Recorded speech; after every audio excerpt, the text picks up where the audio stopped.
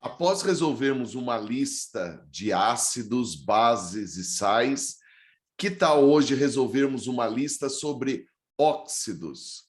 Não é legal? Fique aí para você ver o que eu trouxe para nós.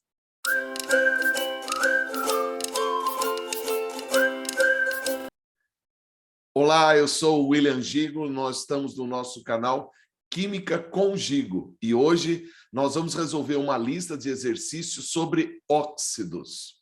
Pessoal, um ponto é muito importante. Precisamos saber bem a diferença entre óxidos neutros, óxidos ácidos e óxidos básicos. Lembrando que os óxidos neutros não reagem nem com água, nem com ácido, nem com base. O óxido ácido em água transforma-se num ácido e um óxido básico em água transforma-se numa base. Legal? Esses são detalhes importantes para a gente resolver exercícios relativos a óxidos. Vamos ver o que veio na lista? Olha a primeira questão. Ele deu para nós todo um processo da formação de erupções vulcânicas. Nós precisamos nos lembrar que quando ocorrem essas explosões, sempre são jogados diversos gases na natureza, principalmente à base de enxofre, que com água vão formar para nós, nos óxidos ácidos, os famosos ácidos, que dão origem à chuva ácida, tá bom? Mas além de formar para nós uma grande camada de isolamento entre o Sol e a Terra, com óxidos muito pesados, né? Com óxidos de massas molares elevadas. Então, ele trouxe para nós os seguintes questionamentos. São consequências do fenômeno apresentado no esquema. A concentração de enxofre na forma de piroclastos na estratosferas e aumento prolongado da temperatura na superfície. Não, ele simplesmente funciona para nós como uma forma de isolação, tá? A interrupção da reação química do oxigênio com os gases nobres e o desequilíbrio biográfico com ecossistemas costeiros. Não, reação com gases nobres, eu não tenho nada disso, certo? C. A ionização do átomo de nitrogênio na termosfera e a perda do equilíbrio isostático na crosta continental. Não, o nitrogênio é um composto extremamente de baixa reatividade, tá bom? A maior absorção da radiação ultravioleta por superfícies e a contaminação da microescala de correntes de ar convectivas. Não, muito pelo contrário, ele serve para nós como um grande isolante. A formação de compostos de enxofre prejudiciais aos seres vivos, por quê? Porque darão origem a chuvas ácidas e a diminuição da temperatura local pela reflexão da luz solar. Tá certo? Então, ele não deixa com que a luz penetre, então a região fica susceptível a uma falta de calor, tá bom? Então, a resposta realmente é o da letra E. Legal, gente? Curtiu? Já colocou um like aí para nós? Não se esqueça de se inscrever no nosso canal, não esqueça de apertar o sininho. O nosso canal está lotado de aulas, lotado de lista de exercícios resolvidas para te ajudar nos benditos vestibulares da vida. Tá legal? Mas você tem muita dificuldade em química? Quer fazer um curso completo de química?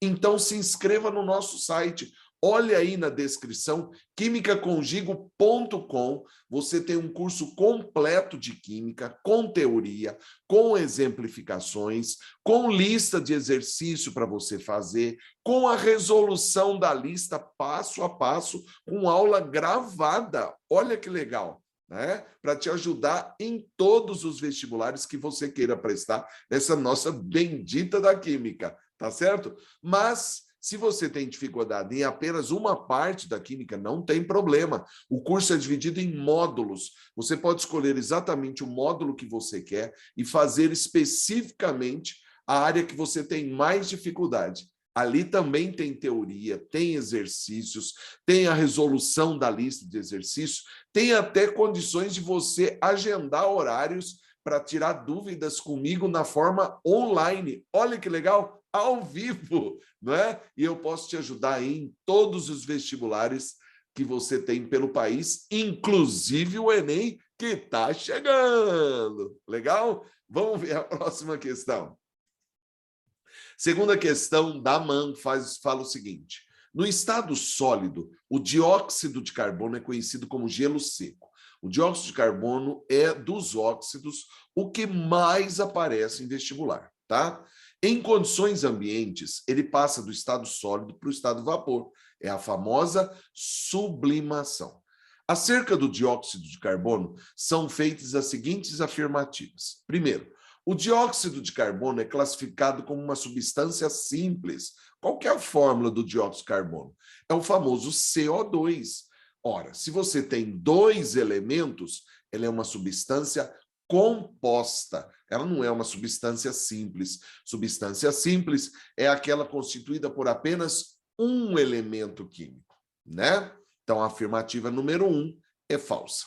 Número 2, o dióxido de carbono é uma substância que sublima em condições ambientes. Então, essa aí já está verdadeira, porque como ele passa do estado sólido para o estado gasoso, o processo é chamado de sublimação. Lembrando que a volta pode ser chamada de ressublimação, mas também pode ser chamada de sublimação, tá bom? Nos dois sentidos, portanto, a afirmativa 2 está correta. Beleza? Terceira afirmativa. A molécula do dióxido de carbono apresenta geometria angular. Não. Lembra que o carbono faz 4 ligações e ele não sobra elétrons na camada de valência. Então, a molécula se abre para que os oxigênios fiquem o mais longe possível, portanto, dando geometria espacial do tipo linear. Portanto, a afirmativa número 3 é falsa. Afirmativa número 4, o dióxido de carbono é um óxido ácido? Beleza. Que em condições adequadas pode reagir com água e produzir o ácido carbônico. Certinho, uma das equações mais importantes aí da química, gás carbônico com água formando o ácido carbônico. Lembrando que essa reação é reversível, portanto, ela pode aparecer para você em exercícios relacionados com equilíbrios químicos. Ela pode voltar no sistema fechado, claro, voltar do ácido carbônico para CO2 e água. Aparece bastante naqueles problemas relacionados principalmente com a questão da chuva ácida e em problemas relacionados ao recipiente fechado, como, por exemplo, um refrigerante. Tá bom? Portanto, a afirmativa número 4 é verdadeira. Afirmativa 5, quando se borbulha dióxido de carbono em solução aquosa de hidróxido de cálcio, parou. Se você vai jogar ele em água, ele já vai se transformar no ácido. E o que dá ácido mais base?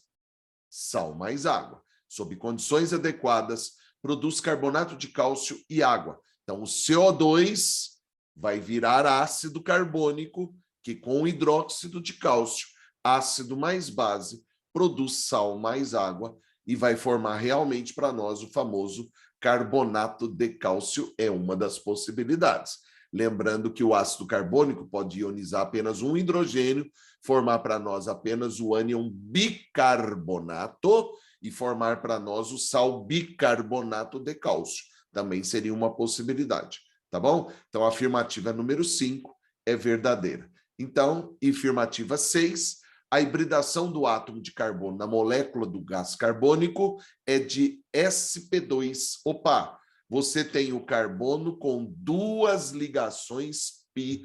Quando ele só faz sigmas, sp3. Uma π, sp2. 2 π, sp. Portanto, a afirmativa número 6 é falsa. Então, ficaram corretas apenas as afirmativas 2, 4 e 5. Deu resposta a letra D. Legal, gente? Tá claro isso para você? Tá curtindo? Já colocou o like aí para nós? Não se esqueça de se inscrever, não esqueça de apertar o sininho e também não deixa de dar uma olhadinha aí no nosso site. Quem sabe ele pode te ajudar aí nos vestibulares da vida, até mesmo com a função óxido. Legal? Beleza? Muito bem, vamos ver o que traz a terceira questão, que diz o seguinte: sobre os gases ABC, sabe-se que Primeiro, o gás A é o principal responsável pelo efeito estufa. Dois gases são campeões do efeito estufa. Um é o gás carbônico e o outro é o gás metano. Gás carbônico aparecendo nos processos de combustão, gás metano quando vem do processo de putrefação do lixo. Legal? Então, são dois gases causadores do efeito estufa. Segunda afirmativa, o gás B é indesejável na baixa atmosfera por ser poluente, mas é indispensável na alta atmosfera para filtrar os raios ultravioleta provenientes do Sol. Quem filtra os raios ultravioleta é o ozônio, O3. Legal? Terceira afirmativa, o gás C é usado, entre outras aplicações, na fabricação de produtos de limpeza doméstica, famoso hidróxido de amônio, mas ele quer o gás. Então, o gás eu tenho o NH3, que é amônia, certo? Portanto, ficou gás carbônico ou gás metano, ozônio e NH3 da resposta letra A. Legal, gente? Tá curtindo? Tá vendo quantas informações? Os óxidos são muito importantes, principalmente para a parte relacionada com problemas ambientais. Chuva ácida, destruição da camada de ozônio e efeito estufa. Lembrando que o efeito estufa é o campeão de prova. Tá bom? Beleza? Vamos ver a quarta e última da FUVEST. Fala assim, ó. As afirmações a seguir baseiam-se na descrição da CETESB, Companhia Ambiental do Estado de São Paulo. Primeiro, afirmativa. O dióxido de enxofre é liberado para a atmosfera por gases vulcânicos e fontes antropogênicas, principalmente atividades industriais que processam materiais contendo enxofre, como termoelétricas, fabricação de fertilizantes, fundição de alumínio e aço, produção de aço sulfúrico e papel. Primeira afirmativa, falando sobre o SO2. Segunda, o dióxido de enxofre é um gás incolor, com forte odor pungente. É muito irritante quando em contato com superfícies úmidas, pois se transforma no trióxido de enxofre e passa rapidamente a ácido sulfúrico, H2SO4. Então, o dióxido de enxofre e o trióxido de enxofre são óxidos ácidos, que em água vão se transformar em ácido sulfuroso e ácido sulfúrico, respectivamente. Tá bom? Aí ele fala, na letra A, representa a estrutura de Lewis do dióxido de enxofre. Tem que lembrar que o dióxido de enxofre, o enxofre é um elemento da família do grupo 16, antiga família 6A, do mesmo jeito que o oxigênio, e ele faz duas ligações covalentes, ó. Estão exatamente aqui que ele está compartilhando com o oxigênio, sendo que a outra é uma dativa. Mas lembrando que ele pode entrar num fenômeno de ressonância, e aí, consequentemente, na transição, compartilhar do mesmo jeito, alternando com os dois. Por isso que está ali representado. Mas se você tivesse feito, por exemplo, só a fórmula do primeiro, você teria acertado isso perfeitamente. Tá bom? Beleza? Primeira representação do dióxido de enxofre. Segunda afirmativa, pergunta. A afirmação 2 refere-se à formação de chuva ácida. Represente a reação balanceada de formação da chuva ácida a partir do SO3 e a reação balanceada da chuva ácida com carbonato de cálcio, que é um dos componentes das construções que são danificadas por ela. Então, precisa lembrar que o SO3 é um óxido ácido que em água vai formar o ácido sulfúrico, H2SO4. É só somar, tudo bem? Então, ele formou para nós, primeiro, o ácido sulfúrico era a primeira equaçãozinha que ele estava pedindo. Um detalhe, vejam que esta questão é uma questão aberta, então é fundamental que nas reações inorgânicas você não esqueça de colocar os estados físicos. Isso é muito cobrado em prova, tá bom? A segunda afirmativa é pegar o ácido sulfúrico e reagir ele com carbonato de cálcio. Eles vão sofrer uma reação de dupla troca. Então, o cálcio combina com SO4, vai formar para nós o sulfato de cálcio, lembrando que isso aqui é o gesso, por isso que aqui está sólido, tá certo? E vai formar para nós o ácido carbônico. Ácido carbônico, hidróxido de amônio, quando são produtos de uma reação, devem ser representados na forma decomposta. Então, o ácido carbônico decompõe em água e CO2. Olhe como a equaçãozinha está bem claro, principalmente a questão dos estados físicos. Tá bom? Beleza? Isso é muito cobrado em prova, juntamente com a montagem da equação química. Mas não esquecer de representar aí também os estados físicos. Tá legal? Beleza? Vamos ver a próxima pergunta. Ele fala assim, ó. Agora, gente, é uma questão relacionada com cálculo estequiométrico, com aquela parte de particularidade, quando você tem várias equações. Olha como é que ele fala, ó. Considere uma determinada amostra de carvão que contém 1% em massa de enxofre. Primeiro detalhe importante. Quando esse carvão é queimado, o enxofre é convertido em dióxido de enxofre, segundo a equaçãozinha. Olha lá, ele já me deu a primeira equação. Beleza? Detalhe importante no 1%, hein? Continua lendo. Para evitar a poluição do ar, esse dióxido de enxofre pode ser tratado com óxido de cálcio para formar sulfito de cálcio, como representado pela equação. Olha lá. Veja que nesse caso, ele fez uma reação das duas substâncias, não transformou elas no ácido e na base, fez a reação na forma de óxido, então ele forma só o sal, tá? Então, nesse caso, não é sal mais água, porque veja que eu não tenho nem a água, eu não tenho nem hidrogênio nos reagentes. Tudo bem? Então, já tem a segunda equaçãozinha. Continua lendo. Calcule a massa diária em quilogramas de CaO necessário para tratar o SO2 em uma usina que consome 3,2 vezes 10 a sexta quilos de carvão por dia. Legal? Do carvão. Deu as massas molares. Beleza? Primeira coisa que eu preciso é saber quanto que tem de enxofre. Tá bom? Então, para isso, eu tenho que tirar aquele 1% que ele me falou. Olha as duas equaçõezinhas que foram fornecidas no problema. Beleza? Então, se a gente vier aqui, ó, e somar essas duas equações, porque lembrar que no cálculo estequiométrico, quando tem várias equações, a gente só trabalha com a equação global, tá bom? Então, o SO2 vai embora. Lembrar que você deve deixar de uma tal maneira que você possa fazer a simplificação e sumam na mesma proporção. Então, se, por exemplo, aqui embaixo tivesse um 2, você ia pegar a primeira equação e multiplicar por 2 para ela cortar por completo, tá bom? E aí vai sobrar para nós enxofre mais O2 mais o CaO, produzindo CaCO3, né? Então, tá aí a equação global. Eu vou partir do enxofre para saber quanto tem de CaO, tá bom? Mas, para isso, ele me deu uma massa de carvão, que tem um monte de coisa misturada, de 3,2 vezes 10 a sexta quilos. Mas disso tem enxofre apenas, que ele falou, 1%. Não foi que ele me deu de dado? Então, eu vou fazer 1% desse valor. Ó. 1 por 100 vai dar 3,2 vezes 10 a quarta quilos. Esse é o enxofre. Esse é o que eu vou usar para fazer o cálculo estequiométrico.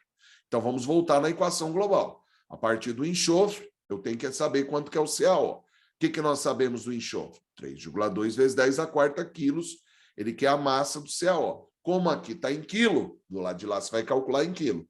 O que eu vou jogar na linha de cima? Grama. Pode, William? Pode. Quando tudo for massa, linha de cima em gramas, linha de baixo em quilos. Não tem problema, tá bom? Então, vou jogar na linha de cima a massa atômica do enxofre, que é 32, e do lado de cá eu vou jogar a massa molar do CaO. 40 com 16 dá 56 gramas, tá bom? Fazendo as continhas, eu vou achar uma massa de 5,6 vezes 10 a quarta quilos do CaO. Olha, como é uma questão aberta, é conveniente que você coloque resposta. A massa de CaO produzida diariamente, que ele citou lá, que ele quer na média diária, será de 5,6 vezes 10 a quarta quilos. Não precisa passar para grama, William? Não, porque o dado do problema foi em quilo, você deixa a resposta em quilo. Não deixa a resposta só cuspida, tá? Deixa a resposta descrita para ele entender exatamente qual que foi o seu raciocínio. Legal, gente? Curtiu? Colocou o like aí para nós? Não vai esquecer, hein? Não esquece de se inscrever, não esquece de apertar o sininho. Pode colocar qualquer coisa que você queira perguntar aí nos comentários, que tendo possibilidades eu vou te ajudando, tá bom? E dá uma olhadinha no nosso site, não vai esquecer, quimicacongigo.com. Legal? Fiquem todos com Deus, um grande abraço, até a próxima.